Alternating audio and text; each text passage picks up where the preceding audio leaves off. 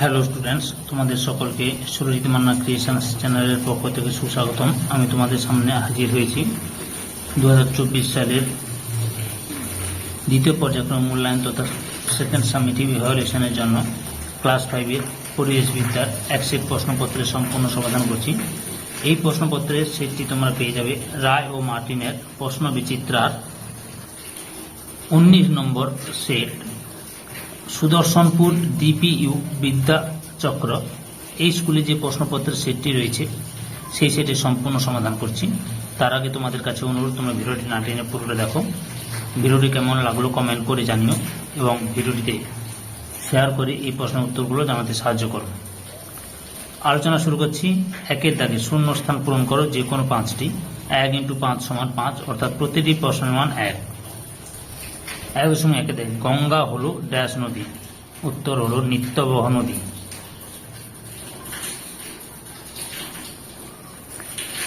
1.2 দাগে বঙ্গভঙ্গ আন্দোলন হয়েছিল ড্যাশ সালে, উত্তর 1905 সালে।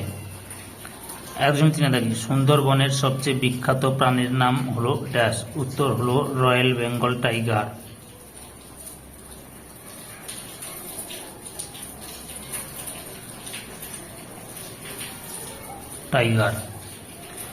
1.4 দাগে দার্জিলিংয়ে ড্যাশ পর্বতশ্রেণী আছে, উত্তর সিঙ্গলীলা। সিঙ্গলীলা পর্বতশ্রেণী আছে। 1.5 দাগে কুলিক পাখিরালয় ড্যাশে অবস্থিত, রায়গঞ্জে। রায়গঞ্জে আছে।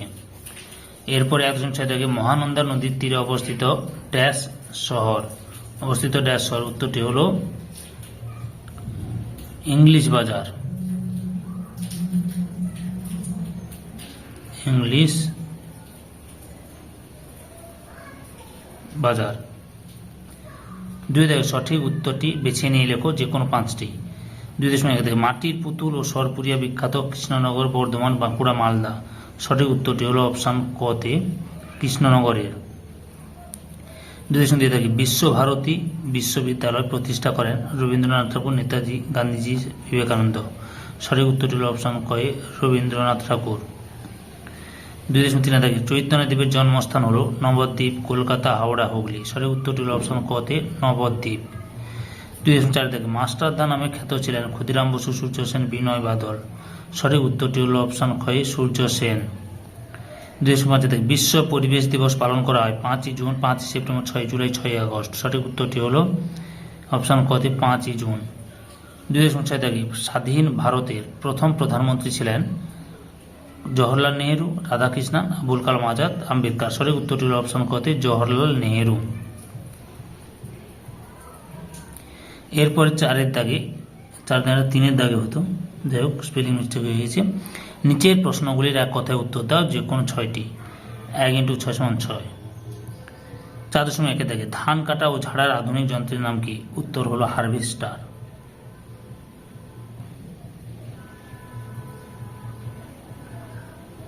হারভেস্টার। 4.2 দাগে শিক্ষক দিবস কোন দিনটিতে পালন করা হয়? 5 সেপ্টেম্বর।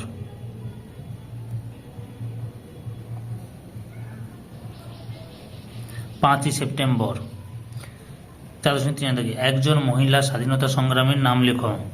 উত্তরটি হলো মাতঙ্গিনী হাজরা।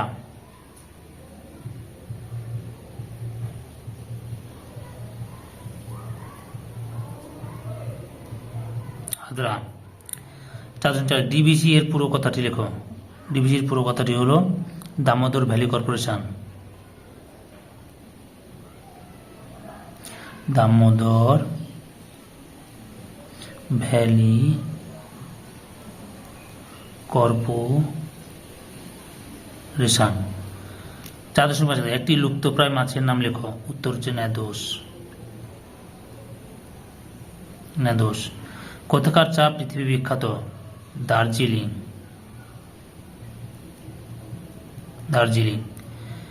4.7 প্লেগ রোগীদের কে সেবা করেছিলেন? ভগিনী নিবেদিতা।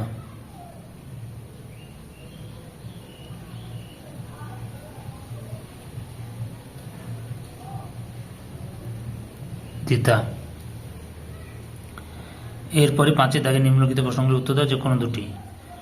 5.1 দাগে ধাপ চাষ কাকে বলে? উত্তর, পাহাড়ে ঢালু জমিতে সিঁড়ির মতো ধাপে ধাপে জমি কেটে চাষ করাকে ধাপ চাষ বলে। ধাপ চাষে একদিকে যেমন ভূমিক্ষয় কম হয়, অন্যদিকে চাষের জন্য বেশি জায়গা পাওয়া যায়। 5.2 দাগে ঘূর্ণি কি? উত্তরটি লক্ষ্য করো। বর্ষাকালে মাছ ধরার জন্য স্রোতের মুখে বাঁশের শলা দিয়ে তৈরি যে বিশেষ খাঁচা বসানো হয় তাকে ঘূর্ণি বলে।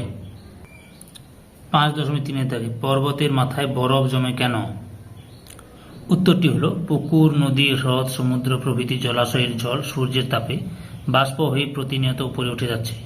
উপরে ঠান্ডা বাতাসের সংস্পর্শে এসে এই বাষ্প জলকণায় পরিণত হয়, আর পর্বতের মাথায় ঠান্ডা আরও বেশি বলে সেখানে তুষারপাত হয়, এই তুষার জমে বরফ হয়ে যায়। এই সেটের লাস্ট প্রশ্ন 5.4 দাগে ঠেসমূল ও শ্বাসমূল কাকে বলে? উত্তর, নরম কাদামাটিতে জোয়ার ভাটার জলপ্রবাহ সহ্য করে যাতে সোজাভাবে দাঁড়িয়ে থাকতে পারে তার জন্য যে মূল দেখা যায় তাকে ঠেসমূল বলে।